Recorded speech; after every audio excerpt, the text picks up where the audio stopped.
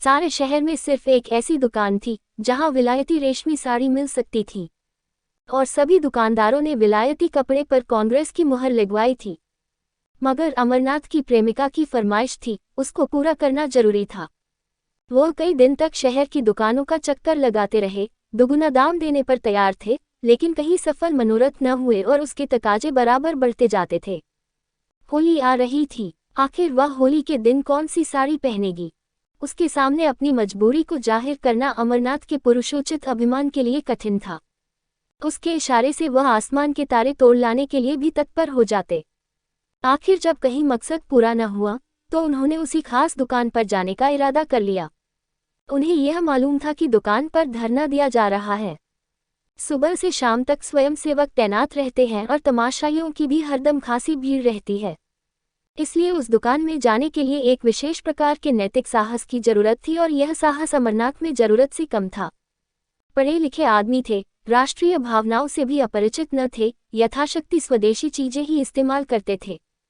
मगर इस मामले में बहुत कट्टर न थे। स्वदेशी मिल जाए तो बेहतर वरना विदेशी ही सही, इस उसूल के मानने वाले थे। और खासकर जब उसकी फरमाइश थी तब तो कोई बचाव की सूरत ही न थी। अपनी जरूरतों को तो वह शायद कुछ दिनों के लिए टाल भी देते, मगर उसकी फरमाइश तो मौत की तरह अटल है। उससे मुक्ति कहाँ? तय कर लिया कि आज साड़ी जरूर लाएंगे। कोई क्यों रोके? किसी को रोकने का क्या अधिकार है? माना स्वदेशी का इस्तेमाल अच्छी बात है, लेकिन किसी को जबरदस्ती करने का क्या हक है? अच्छी आज़ादी की लड़ाई है जिसमें व्यक्ति की आज़ादी का इतना बेदर्दी से खून हो। यूं दिल को मजबूत करके वह शाम को दुकान पर पहुंचे। देखा तो पहुंच वॉलंटियर पिकेटिंग कर रहे हैं और दुकान के सामने सड़क पर हजारों तमाशाई खड़े हैं। सोचने लगे, दुकान में कैसे जाएं? कई बार कलेजा मजबूत किया और चले, मगर बरामदे तक जाते जाते हिम्मत ने जवाब दे दिया। संयोग से एक जान पहचान के पंडित जी मिल गए। उनसे पूछा, क्यों भाई, ये धरना कब तक रहेगा? शाम तो हो गई। पंडित जी ने कहा, इन सिरफिरों को सुबह और शाम से क्या मतलब? जब तक दुकान बंद न हो जाएगी यहाँ से न टलेंगे। कहिए, कुछ खरीदने को इरादा है? आप तो रेशमी कपड़ा नहीं खरीदते। अमरनाथ ने विवशता की मुद्रा बनाकर कहा, मैं तो नहीं खरीदता, मगर औरतों की फरमाइश को कैसे टालूं? पंडित जी ने मुस्कुराकर कहा, वाह, इससे ज्यादा आसान तो कोई बात नहीं। औरतों को भी चकमा नहीं दे सकते। 100 हीले 1000 बहाने हैं। अमरनाथ, आप ही कोई हीला सोचिए। पंडित जी, सोचना क्या है, यहाँ रात दिन यही किया करते हैं। 150 हीले हमेशा जेबों में पड़े रहते हैं। औरत ने कहा, हार बनवा दो। कहा, आज ही लो। 2-4 रोज के बाद कहा, सुनार माल लेकर चंपत हो गया। ये तो रोज का धंधा है भाई। औरतों का काम फरमाइश करना है, मर्दों का काम उसे खूबसूरती से टालना है। अमरनाथ, आप तो इस कला के पंडित मालूम होते हैं। पंडित जी, क्या करे भाई, आबरू तो बचानी ही पड़ती है। सूखा जवाब दे तो शर्मिंदगी अलग हो, बिगड़े वह अगल से, समझे, हमारी परवाही नहीं करते। आबरू का मामला है। आप एक काम कीजिए, ये तो आपने कहा ही होगा कि आजकल पिकेटिंग है। अमरनाथ, हाँ, ये तो बहाना कर चुका भाई, मगर वह सुनती ही नहीं। कहती है, क्या विलायती कपड़े दुनिया से उठ गए, मुझसे चले हो उड़ने। पंडित जी, तो मालूम होता है कोई धुन की पक्की औरत है। अच्छा, तो मैं एक तरकीब बताऊं। एक खाली कार्ड का बक्स ले लो, उसमें पुराने कपड़े जलाकर भर लो। जाकर कह देना, मैं कपड़े लिए आता था, वॉलंटियरों ने छीनकर जला दिए। क्यों, कैसी रहेगी? अमरनाथ कुछ जंचती नहीं। अजी, 20 से एतराज करेगी, कहीं पर्दाफाश हो जाए तो मुफ्त की शर्मिंदगी उठानी पड़े। पंडित जी, तो मालूम हो गया, आप बोधे आदमी हैं और है भी आप कुछ ऐसे ही। यहाँ तो कुछ इस शान से हीले करते हैं कि सच्चाई की भी उसके आगे धूल हो जाए। जिंदगी यही बहाने करते गुजरी और कभी पकड़े न गए। एक तरकीब और है, इसी नमूने का देशी माल ले जाए और कह दीजिए कि विलायती है। अमरनाथ, देशी और विलायती की पहचान उन्हें मुझसे और आपसे कहीं ज्यादा है। विलायती पर तो जल्द विलियती का यकीन आएगा नहीं, देशी की तो बात ही क्या है। एक खद्दरपोश महाशय पास ही खड़े यह बातचीत सुन रहे थे। बोल उठे, ए साहब, सीधी सी तो बात है, जाकर साफ कह दीजिए कि मैं विदेशी कपड़े न लाऊंगा। अगर जिद करे तो दिन भर खाना न खाए, आप सीधे रास्ते पर आ जाएगी। अमरनाथ ने उनकी तरफ कुछ ऐसी निगाहों से देखा जो कह रही थी, आप इस कूचे को नहीं जानते, और बोले, यह आप ही कर सकते हैं, मैं नहीं कर सकता। खद्दरपोश कर तो आप ही सकते हैं, लेकिन करना नहीं चाहते। यहाँ तो उन लोगों में से हैं कि अगर विदेशी दुआ से मुक्ति भी मिलती हो तो उसे ठुकरा दें। अमरनाथ, तो शायद आप घर में पिकेटिंग करते होंगे। खद्दरपोश, पहले घर में करके तब बाहर करते हैं भाई साहब। खद्दरपोश साहब चले गए तो पंडित जी बोले, ये महाशय तो 30 मार्खा से भी तेज निकल। अच्छा तो एक काम कीजिए, इस दुकान के पिछवाड़े एक दूसरा दरवाजा है, जरा अंधेरा हो जाए तो उधर चले जाएगा, दाएं बाएं किसी की तरफ न देखिएगा। अमरनाथ ने पंडित जी को धन्यवाद दिया और जब अंधेरा हो गया तो दुकान के पिछवाड़े की तरफ जा पहुंचे। डर रहे थे कहीं यहाँ भी घेरा न पड़ा हो, लेकिन मैदान खाली था। लपक कर अंदर गए, एक ऊंचे दामों की साड़ी खरीदी और बाहर निकले तो एक देवी जी केसरिया साड़ी पहने खड़ी थी। उनको देखकर इनकी रूह फना हो गई, दरवाजे से बाहर पांव रखने की हिम्मत नहीं हुई। एक तरफ देखकर तेजी से निकल पड़े और कोई 100 कदम भागते हुए चले गए। कम का लिखा, सामने से एक बुढ़िया लाठी टेकती चली आ रही थी। आप उससे लड़ गए। बुढ़िया गिर पड़ी और लगी कोसने, अरे अभागे, ये जवानी बहुत दिन न रहेगी, आंखों में चर्बी छा गई है, धक्के देता चलता है। अमरनाथ उसकी खुशामद करने लगे, माफ करो, मुझे रात को कुछ कम दिखाई पड़ता है। ऐनक घर भूल आया। बुढ़िया का मिजाज ठंडा हुआ, आगे बढ़ी और आप भी चले। एकाएक कानों में आवाज आई, बाबू साहब जरा ठहरिएगा, और वही केसरिया कपड़ों वाली देवी जी आती हुई दिखाई दी। अमरनाथ के पांव बंध गए, इस तरह कलेजा मजबूत करके खड़े हो गए जैसे कोई स्कूली लड़का मास्टर की बेद के सामने खड़ा होता है। देवी जी ने पास आकर कहा, आप तो ऐसे भागे कि मैं जैसे आपको काट खाऊंगी। आप जब पढ़े लिखे आदमी होकर अपना धर्म नहीं समझते तो दुख होता है। देश की क्या हालत है, लोगों को खद्दर नहीं मिलता, आप रेशमी साड़ियां खरीद रहे हैं। अमरनाथ ने लज्जित होकर कहा, मैं सच कहता हूँ देवी जी, मैंने अपने लिए नहीं खरीदी, एक साहब की फरमाइश थी। देवी जी ने झोली से एक चूड़ी निकालकर उनकी तरफ बढ़ाते हुए कहा, ऐसे हिले रोज ही सुना करती हूँ, या तो आप उसे वापस कर दीजिए या लाइए हाथ में चूड़ी पहना दूं। अमरनाथ, शौक से पहना दीजिए, मैं उसे बड़े गर्व से पहनूंगा। चूड़ी उस बलिदान का चिन्ह है जो देवियों के जीवन की विशेषता है। चूड़ियां उन देवियों के हाथ में थीं जिनके नाम सुनकर आज भी हम आदर से सिर झुकाते हैं। मैं तो उसे शर्म की बात नहीं समझता।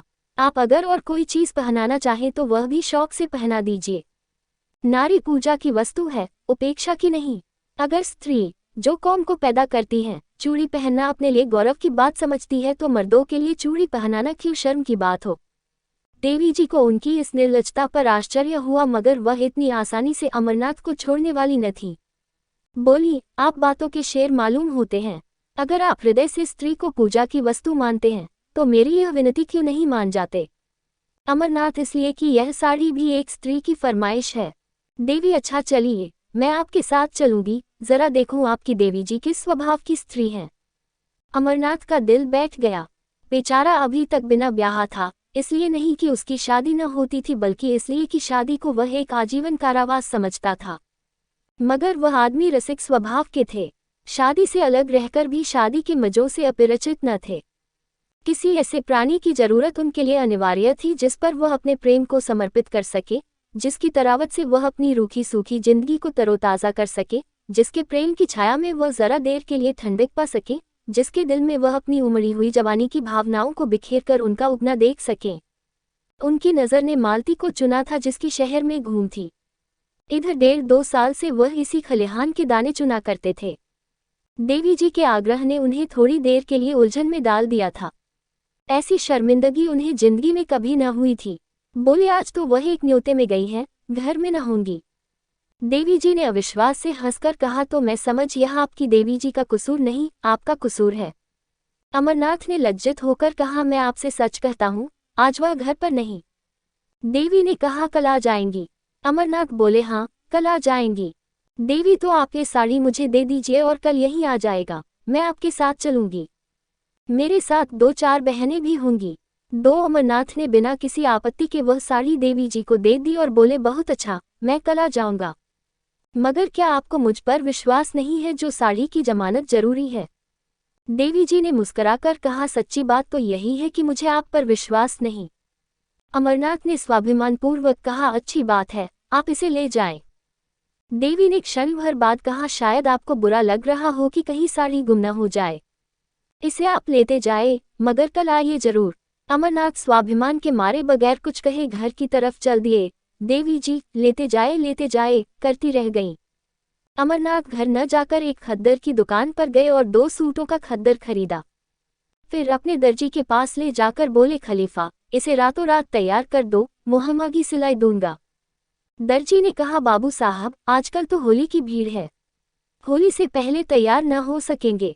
अमरनाथ ने आग्रह करते हुए कहा, मैं मुमांगी सिलाई दूंगा, मगर कल दोपहर तक मिल जाए। मुझे कल एक जगह जाना है, अगर दोपहर तक न मिले तो फिर मेरे किस काम के न होंगे। दर्जी ने आधी सिलाई पेशगी ले ली और कल तैयार कर देने का वादा किया। अमरनाथ यहाँ से आश्वस्त होकर मालती की तरफ चले। कदम आगे बढ़ते थे लेकिन दिल पीछे रहा जाता था। काश वह उनकी इतनी विनती स्वीकार कर ले कि कल 2 घंटे के लिए उनके वीरान घर को रोशन करे, लेकिन यकीनन वह उन्हें खाली हाथ देखकर मुंह फेर लेगी, सीधे मुंह बात नहीं करेगी, आने का जिक्र ही क्या।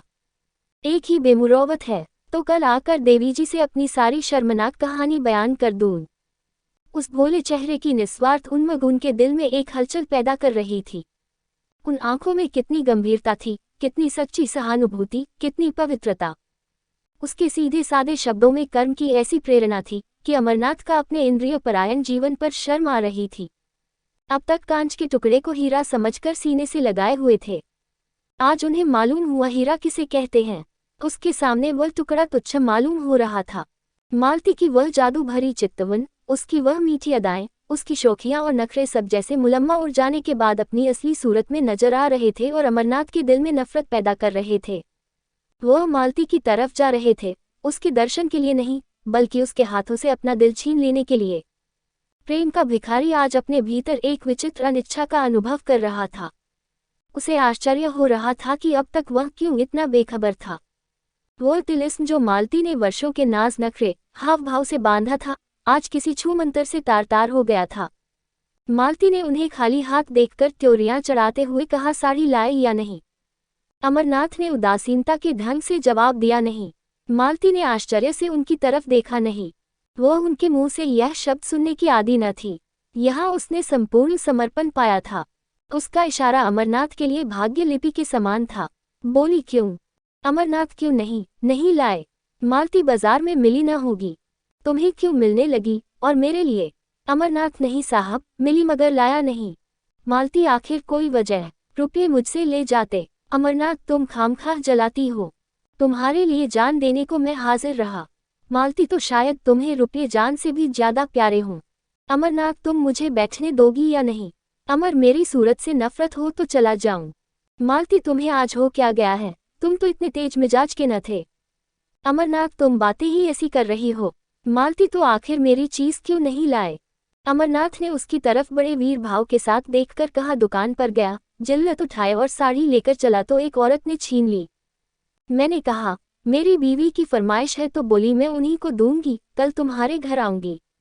मालती ने शरारत भरी नजरों से देखते हुए कहा, तो ये कहिए आप दिल हथेली पर लिए फिर रहे थे। एक औरत को देखा और उसके कदमों पर चढ़ा दिया। अमरनाथ, वह उन औरतों में नहीं जो दिलों की घात में रहती हैं। मालती, तो कोई देवी होगी। अमरनाथ, मैं उसे देवी ही समझता हूँ। मालती, तो आप उस देवी की पूजा कीजिएगा। अमरनाथ, मुझ जैसे आवारा नौजवान के लिए उस मंदिर के दरवाजे बंद हैं। मालती, बहुत सुंदर होगी। अमरनाथ, न सुंदर है, न रूपवाली, न ऐसी अदाएं कुछ, न मधुर भाषणी, न तन्वंगी, बिल्कुल एक मामूली मासूम लड़की है। लेकिन जब मेरे हाथ से उसने साड़ी छीन ली तो मैं क्या कर सकता हूँ। मेरी गैरत ने तो गवारा न किया कि उसके हाथ से साड़ी छीन लूं। तुम ही इंसाफ करो, वह दिल में क्या कहती। मालती, तो तुम्हें इसकी ज्यादा परवाह है कि वह अपने दिल में क्या कहेगी। मैं क्या कहूंगी, इसकी जरा भी परवाह न थी। मेरे हाथ से कोई मर्द मेरी कोई चीज छीन ले तो देखूं, चाहे वह दूसरा कामदेव ही क्यों न हो। अमरनाथ, अब इसे चाहे मेरी कायरता समझो, चाहे हिम्मत की कमी, चाहे शराफ्त, मैं उसके हाथ से न छीन सका। मालती, तो कल वह साड़ी लेकर आएगी, क्यों। अमरनाथ, जरूर आएगी। मालती, तो जाकर मुंह धो आओ। तुम इतने नादान हो, यह मुझे मालूम न था। साड़ी देकर चले आए, अब कल वह आपको देने आएगी। कुछ भंग तो नहीं खा गए। अमरनाथ, खैर, इसका इम्तिहान कल ही हो जाएगा, अभी से क्यों बदगुमानी करती हो। तुम शाम को जरा देर के लिए मेरे घर तक चली चलना। मालती, जिससे आप कहें कि यह मेरी बीवी है। अमरनाथ, मुझे क्या खबर थी कि वह मेरे घर आने के लिए तैयार हो जाएगी, नहीं तो और कोई बहाना कर देता। मालती, तो आपकी साड़ी आपको मुबारक हो, मैं नहीं जाती। अमरनाथ, मैं तो रोज तुम्हारे घर आता हूँ, तुम एक दिन के लिए भी नहीं चल सकती। मालती ने निष्ठुरता से कहा, अगर मौका आ जाए तो तुम अपने को मेरा शौहर कहलाना पसंद करोगे? दिल पर हाथ रखकर कहना। अमरनाथ दिल में कट गए, बात बनाते हुए बोले, मालती, तुम मेरे साथ अन्याय कर रही हो। बुरा न मानना, मेरे व तुम्हारे बीच प्यार और मोहब्बत दिखलाने के बावजूद एक दूरी का पर्दा पड़ा था। हम दोनों एक दूसरे की हालत को समझते थे और इस पर्दे का हटाने की कोशिश न करते थे। ये पर्दा हमारे संबंधों की अनिवार्य शर्त था। हमारे बीच एक व्यापारिक समझौता सा हो गया। हम दोनों उसकी गहराई में जाते हुए डरते थे। नहीं, बल्कि मैं डरता था और तुम जानबूझकर न जाना चाहती थी। अगर मुझे विश्वास हो जाता कि तुम्हें जीवन सहचरी बनाकर मैं वह सब कुछ पा जाऊंगा जिसका मैं अपने को अधिकारी समझता हूं, तो मैं अब तक कभी का तुमसे इसकी याचना कर चुका होता। लेकिन तुमने कभी मेरे दिल में यह विश्वास पैदा करने की परवाह न की। मेरे बारे में तुम्हें ये शक है, मैं नहीं कह सकता। तुम्हें ये शक करने का मैंने कोई मौका नहीं दिया और मैं कह सकता हूँ कि मैं उससे कहीं बेहतर शौहर बन सकता हूँ जितनी तुम बीवी बन सकती हो। मेरे लिए सिर्फ अतवार की जरूरत है और तुम्हारे लिए ज्यादा वजनी और ज्यादा भौतिक चीजों की। मेरी स्थायी आमदनी 500 से ज्यादा नहीं, तुमको इतने में संतोष न होगा। मेरे लिए सिर्फ इस इत्मीनान की जरूरत है कि तुम मेरी और सिर्फ मेरी हो। बोलो, मंजूर है? मालती को अमरनाथ पर रहम आ गया। उसकी बातों में जो सच्चाई भरी हुई थी, उससे वह इनकार न कर सकी। उसे ये भी यकीन हो गया कि अमरनाथ की वफा के पैर डगमगाएंगे नहीं। उसे अपने ऊपर इतना भरोसा था कि वह उसे रस्सी से मजबूत जकड़ सकती है, लेकिन खुद जकड़े जाने पर वह अपने को तैयार न कर सकी। उसकी जिंदगी मोहब्बत की बाजीगरी में, प्रेम के प्रदर्शन में गुजरी थी। वह कभी इस, कभी उस शाख में चहकती फिरती थी, बेकैद, आजाद, बेबंद। क्या वह चिड़िया पिंजरे में बंद रह सकती है जिसकी जबान तरह तरह के मजों की आदी हो गई हो? क्या वह सूखी रोटी से तृप्त हो सकती है? इस अनुभूति ने उसे पिघला दिया। बोली, आज तुम बड़ा ज्ञान बघार रहे हो। अमरनाथ, मैंने तो केवल यथार्थ कहा है। मालती, अच्छा, मैं कल चलूंगी, मगर 1 घंटे से ज्यादा वहां न रहूंगी। अमरनाथ का दिल शुक्रिया से भर उठा। बोला, मैं तुम्हारा बहुत कृतज्ञ हूँ मालती। अब मेरी आबरू बच जाएगी, नहीं तो मेरे लिए घर से निकलना मुश्किल हो जाता है। अब देखना यह है कि तुम अपना पाठ कितनी खूबसूरती से अदा करती हो। मालती, उसकी तरफ से तुम इत्मीनान रखो। ब्याह नहीं किया मगर बरातें देखी हैं। मगर मैं डरती हूँ कहीं तुम मुझसे दगा न कर रहे हो। मर्दों का क्या एतबार? अमरनाथ ने निश्चल भाव से कहा, नहीं मालती, तुम्हारा संदेह निराधार है। अगर यह जंजीर पैरों में डालने की इच्छा होती तो कभी का डाल चुका होता। फिर मुझसे वासना के बंदों का वहां गुजर ही कहाँ। दूसरे दिन अमरनाथ 10 बजे ही दर्जी की दुकान पर जा पहुंचे और सिर पर सवार होकर कपड़े तैयार कराए। फिर घर आकर नए कपड़े पहने और मालती को बुलाने चले। वहां देर हो गई। उसने ऐसा तनाव सिंगार किया कि जैसे आज बहुत बड़ा मोर्चा जीतना है। अमरनाथ ने कहा, वह ऐसी सुंदरी नहीं है जो तुम इतनी तैयारियां कर रही हो। मालती ने बालों में कंघी करते हुए कहा, तुम इन बातों को नहीं समझ सकते, चुपचाप बैठे रहो। अमरनाथ, लेकिन देर जो हो रही है। मालती, कोई बात नहीं। भय की उस सहज आशंका ने, जो स्त्रियों की विशेषता है, मालती को और भी अधिक सतर्क कर दिया था। अब तक उसने कभी अमरनाथ की ओर विशेष रूप से कोई कृपा न की थी। वह उससे काफी उदासीनता का बर्ताव करती थी, लेकिन कल अमरनाथ की भंगिमा से उसे एक संकट की सूचना मिल चुकी थी और वह उस संकट का अपनी पूरी शक्ति से मुकाबला करना चाहती थी। शत्रु को तुच्छ और अपदार्थ समझना स्त्रियों के लिए कठिन है। आज अमरनाथ को अपने हाथ से निकलते वह अपनी पकड़ को मजबूत कर रही थी। अगर इस तरह की उसकी चीजें एक एक करके निकल गई तो फिर वह अपनी प्रतिष्ठा कब तक बनाए रख सकेगी? जिस चीज पर उसका कब्जा है उसकी तरफ कोई आंख ही क्यों उठाए? राजा भी तो एक एक अंगुल जमीन के पीछे जान देता है। वह इस नए शिकारी को हमेशा के लिए अपने रास्ते से हटा देना चाहती थी, उसके जादू को तोड़ देना चाहती थी। शाम को वह परी जैसी अपनी नौकरानी और नौकर को साथ लेकर अमरनाथ के घर चली।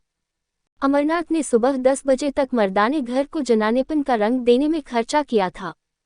ऐसी तैयारियां कर रखी थी जैसे कोई अफसर मुआयना करने वाला हो। मालती ने घर में पैर रखा तो उसकी सफाई और सजावट देखकर बहुत खुश हुई। जनाने हिस्से में कई कुर्सियां रखी थीं। बोली, अब लाओ अपनी देवी जी को, मगर जल्द आना। वरना मैं चली जाऊंगी। अमरनाथ लपके हुए विलायती दुकान पर गए। आज भी धरना था, तमाशाइयों की वही भीड़, वहां देवी जी नहीं। पीछे की तरफ गए तो देवी जी एक लड़की के साथ उसी भेस में खड़ी थी।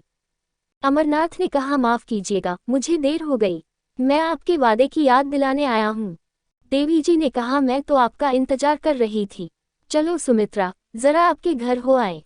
कितनी देर है? अमरनाथ, बहुत पास है, एक तांगा कर लूंगा। 15 मिनट में अमरनाथ दोनों को लिए घर पहुंचे। मालती ने देवी जी को देखा और देवी जी ने मालती को। एक किसी रईस का महल था, आलीशान, दूसरी किसी फकीर की कुटिया थी, छोटी सी तुच्छ। रईस के महल में आडंबर और प्रदर्शन था, फकीर की कुटिया में सादगी और सफाई। मालती ने देखा, भोली लड़की है जिसे किसी तरह सुंदर नहीं कह सकते, पर उसके भोलेपन और सादगी में जो आकर्षण था, उससे वह प्रभावित हुए बिना न रह सकी। देवी जी ने भी देखा, एक बनी संवरी बेधड़क और घमंडी औरत है जो किसी न किसी वजह से उस घर में अजनबी सी मालूम हो रही है, जैसे कोई जंगली जानवर पिंजरे में आ गया हो। अमरनाथ सिर झुकाए मुजरिमों की तरह खड़े थे और ईश्वर से प्रार्थना कर रहे थे कि किसी तरह आज पर्दा रह जाए। देवी ने आते ही कहा, बहन, आप भी सिर से पांव तक विदेशी कपड़े पहने हुई हैं। मालती ने अमरनाथ की तरफ देखकर कहा, मैं विदेशी और देशी के फेर में नहीं पड़ती, जो ये लाकर देते हैं वो पहनती हूँ, लाने वाले हैं ये, मैं थोड़े ही बाजार जाती हूँ। देवी ने शिकायत भरी आंखों से अमरनाथ की तरफ देखकर कहा, आप तो कहते थे यह इनकी फरमाइश है, मगर आप ही का कसूर निकल आया। मालती, मेरे सामने इनसे कुछ मत कहो, तुम बाजार में भी दूसरे मर्दों से बातें कर सकती हो, जब वह बाहर चले जाएं तो जितना चाहे कह सुन लेना, मैं अपने कानों से नहीं सुनना चाहती। देवी जी, मैं कुछ कहती नहीं, और बहन जी, मैं कह ही क्या कर सकती हूँ, कोई जबरदस्ती तो है नहीं, बस विनती कर सकता हूँ। मालती, इसका मतलब यह है कि इन्हें अपने देश की भलाई का जरा भी ख्याल नहीं, उसका ठेका तुम्ही ने ले लिया है। पढ़े लिखे आदमी हैं, 10 आदमी इज्जत करते हैं, अपना नफा नुकसान समझ सकते हैं। तुम्हारी क्या हिम्मत कि उन्हें उपदेश देने बैठो, या सबसे ज्यादा अक्लमंद तुम ही हो। देवी जी, आप मेरा मतलब गलत समझ रही हैं बहन। मालती, हाँ, गलत तो समझूंगी ही, इतनी अक्ल कहाँ से लाऊं कि आपकी बातों का मतलब समझूं। खद्दर की साड़ी पहन ली, झोली लटका ली, एक बिल्ला लगा लिया, बस अब अख्तियार है, जहाँ चाहे आए जाएं, जिससे चाहे हंसे बोलें, घर में कोई पूछता नहीं तो जेल खाने का भी क्या डर। मैं इसे हुर्दंगापन समझती हूँ, जो शरीफों की बहू बेटियों को शोभा नहीं देता। अमरनाथ दिल में कटे जा रहे थे, छिपने के लिए बिल ढूंढ रहे थे। देवी की पेशानी पर जरा बल न था, लेकिन आंखें दबा रही थीं। अमरनाथ ने मालती से जरा तेज स्वर में कहा, क्यों खामखा किसी का दिल दुखाती हो? ये देवियां अपना ऐशाराम छोड़कर यह काम कर रही हैं, क्या तुम्हें इसकी बिल्कुल खबर नहीं? मालती, रहने दो, बहुत तारीफ न करो, जमाने का रंग ही बदला जा रहा है, मैं क्या करूंगी और तुम क्या करोगे? तुम मर्दों ने औरतों को घर में इतनी बुरी तरह कैद किया कि आज वे रस्म रिवाज, शर्म हया को छोड़कर निकल आई हैं, और कुछ दिनों में तुम लोगों की हुकूमत का खात्मा हुआ जाता है।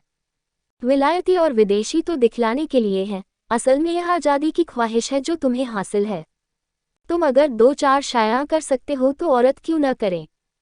सच्ची बात यह है, अगर आंखें हैं तो अब खोलकर देखो। मुझे वह आज़ादी न चाहिए, यहाँ तो लाज धोते हैं और मैं शर्म हया को अपना सिंगार समझती हूँ। देवी जी ने अमरनाथ की तरफ फरियाद की आंखों से देखकर कहा, बहन ने औरतों को जलील करने की कसम खा ली है। मैं बड़ी बड़ी उम्मीदें लेकर आई थी, मगर शायद यहाँ से नाकाम जाना पड़ेगा। अमरनाथ ने वह साड़ी उसको देते हुए कहा, नहीं, बिल्कुल नाकाम तो आप नहीं जाएंगी, हाँ, जैसी कामयाबी की आपको उम्मीद थी वह न होगी। मालती ने डिपकते हुए कहा, वह मेरी साड़ी है, तुम उसे नहीं दे सकते।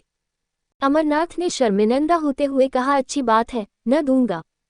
देवी जी, ऐसी हालत में तो शायद आप मुझे माफ करेगी। देवी जी चली गई तो अमरनाथ ने त्योरिया बदल कर कहा, ये तुमने आज मेरे मुंह में कालिख लगा दी। तुम इतनी बदतमीज और बदजबान हो, मुझे मालूम न था। मालती ने रोषपूर्ण स्वर में कहा, तो अपनी साड़ी उसे दे देती। मैंने ऐसी कच्ची गोलियां नहीं खेली, अब तो बदतमीज भी हूँ, बदजबान भी। उस दिन इन बुराइयों में से एक भी न थी जब मेरी जूतियां सीधी करते थे। इस छोकरी ने मोहिनी डाल दी, जैसी रूह वैसे फरिश्ते, मुबारक हो। ये कहती हुई मालती बाहर निकली। उसने समझा था जबान चलाकर और ताकत से वह उस लड़की को उखाड़ फेंकेगी, लेकिन जब मालूम हुआ कि अमरनाथ आसानी से काबू में आने वाला नहीं तो उसने फटकार बताए। इन दामों अगर अमरनाथ मिल सकता था तो बुरा न था।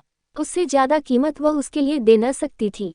अमरनाथ उसके साथ दरवाजे तक आए। जब वह तांगे पर बैठी तो विनती करते हुए बोले, ये साड़ी दे दो न मालती, मैं तुम्हें कल से अच्छी साड़ी ला दूंगा। मगर मालती ने रूखेपन से कहा, ये साड़ी तो अब ₹1,00,000 पर भी नहीं दे सकती।